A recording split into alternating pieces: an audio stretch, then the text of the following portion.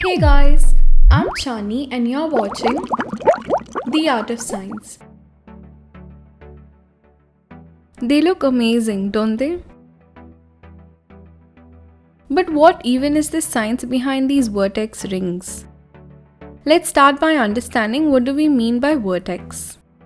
Vertex is an area in a fluid where the flow of the fluid revolves around the axis line.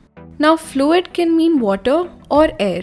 We can even see this in nature, like whirlpools, hurricanes, tornadoes, cyclones, etc. Basically, vertex is a whirling mass of fluid around a line, and this line is known as the axis line. This is a motorized desktop vortex that you can make at home.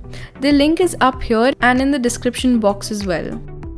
Smoke rings and underwater rings are known as vertex rings. These are formed when the fluid is forced through a hole. You can make your very own underwater vortex rings as well as smoke rings with a plastic bottle.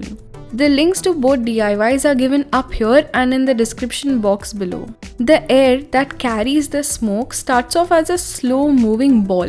When we squeeze the bottle, we set this ball in motion. So now this ball is traveling at a certain speed through the relatively still air in the room. And this movement gives rise to friction. Now, because of friction, the smoke on the edges of the ball moves slowly, and the smoke in the center of the ball starts moving faster.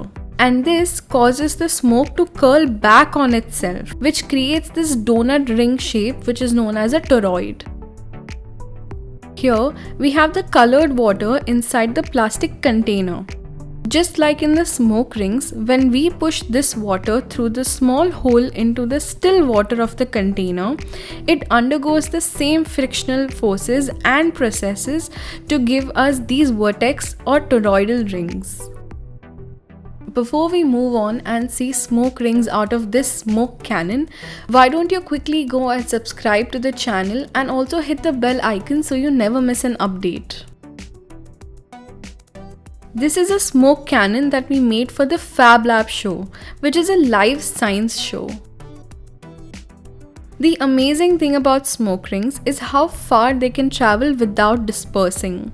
The spinning flow of these rings actually reduces the friction between the smoke and the air in the room, which helps them travel a really long way.